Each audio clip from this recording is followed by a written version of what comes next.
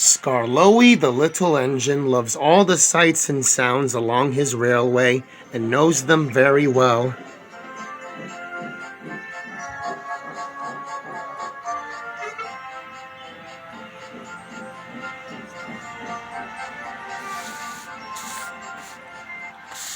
One day, soon after he had returned from being mended, he was enjoying his journey more than ever before. Along the way, he saw Rusty. "You know," he said, "if I didn't see all these familiar faces and places, I'd think that I was on a different railway. You've done wonders with these rails."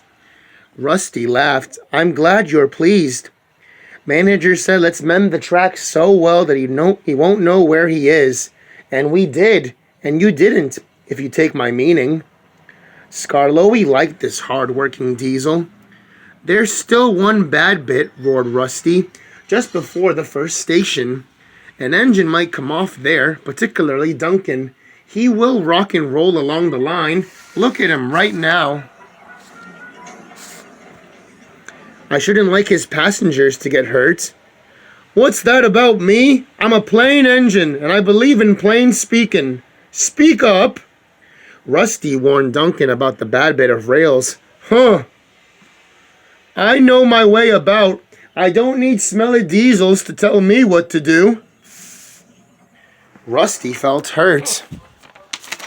Duncan banged about the yard, then he clattered crossly to the station. James was already there waiting for him. "You're late," he snapped. "I know," said Duncan. "It's that smelly diesel's fault. Rusty tries to teach me how to stay on the rails and then goes off leaving me to get me own coaches." "You poor engine," sympathized James. "I know all about diesels. One crept into our yard and ordered us about. I soon sent him packing." Duncan was filled with admiration. He didn't realize that James was boastful and sometimes didn't tell the truth. "Send Rusty packin', send Rusty packin'," snorted Duncan. He climbed the hill furiously. "Well done, boy," said his driver. "Keep it up." Soon they were nearing the first station. Duncan was very pleased. Nothing's happened, silly old diesel. Clever me." And he rocked and he rolled along the line. "Steady, boy," said his driver. But it was too late. "Sleepers and ballast, I'm off." And he was. "I warned him," said Rusty. "But all he did was call me names." The little diesel refused to move. "I'm ashamed of you, Rusty," said Skarloey. "Think about the passengers. What are they going to do?" "Oh, I forgot about them. Yes, of course, we must help the passengers." And Rusty roared into life.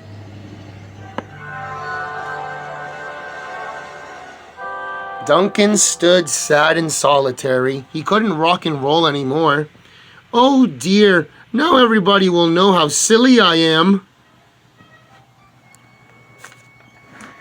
The passengers had to get out and help too. They weren't very pleased about that, but worked as hard as they could. They carefully levered Duncan back onto the tracks. After that, Duncan was very careful for the rest of the day. At last evening came. "Rusty," he whispered, "thank you for helping me. I'm sorry that I was rude to you." "That's all right, Duncan." "I wish that all diesels were like you. Let's be friends." "Suits me," replied Rusty.